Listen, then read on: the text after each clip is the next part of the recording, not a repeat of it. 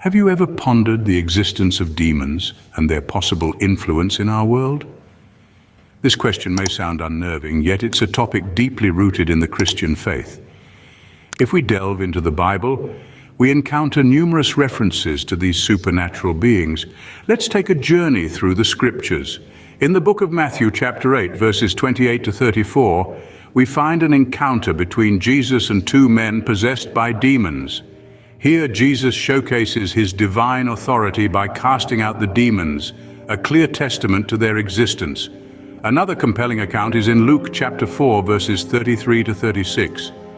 In this passage, Jesus rebukes an unclean demon from a man within a synagogue. The demon, recognizing Jesus and his divine authority, reveals that they are conscious entities with knowledge of spiritual realities. Yet, the biblical evidence doesn't stop there.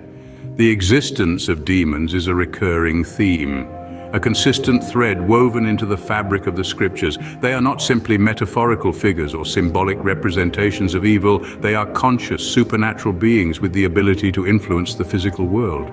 Now let's consider the insights from the early church fathers. St. Augustine, a prominent theologian of the early church, affirmed the existence and influence of demons. In his work, City of God, he argued that demons are fallen angels who rebelled against God and now seek to lead humans astray. The Bible and early church teachings present a clear picture. Demons are a reality. They exist, and they have the capacity to influence our world. Recognizing their existence is the first step towards understanding their influence. So, as we journey deeper into this topic, let's keep an open mind. Let's engage with the scriptures, learn from the wisdom of the early church, and seek to understand more about these spiritual entities and their potential impact on our lives. As we can see, the Bible provides clear accounts of the existence of demons, confirming their reality. The journey has just begun. Let's continue to explore, question, and seek the truth about the reality of demons and their influence. The early church fathers, revered for their wisdom, also acknowledged the existence of these supernatural beings.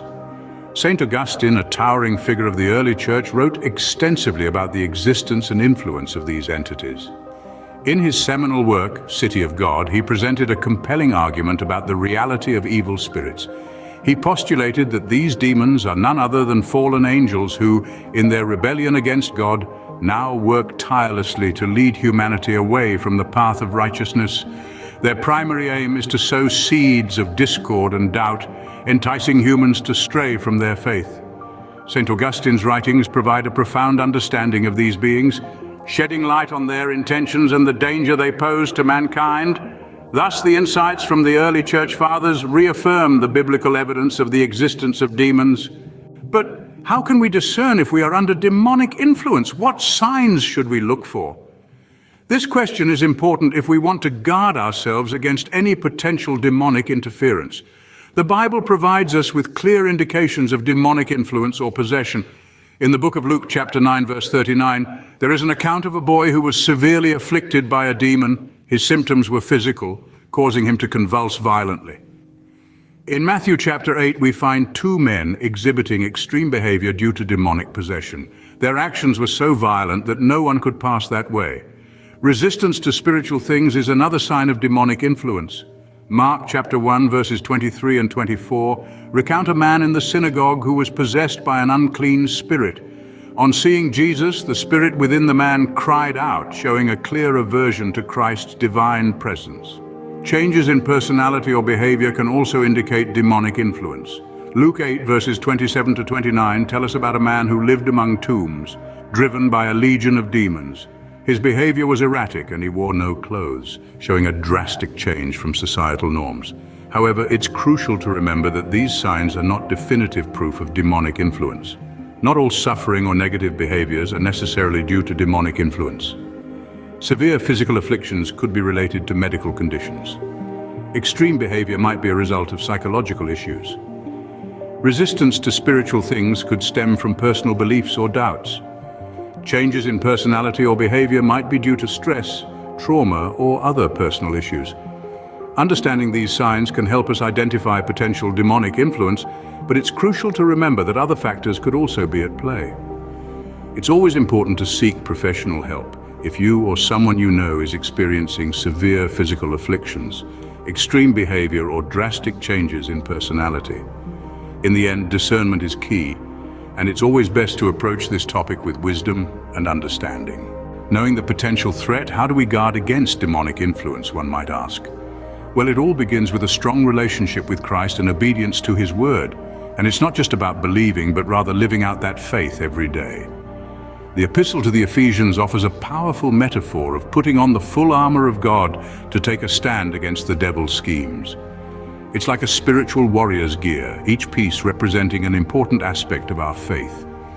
Truth serves as our belt, holding everything together. Righteousness is our breastplate, protecting our hearts. Feet fitted with the readiness that comes from the gospel of peace helps us stand firm and move forward.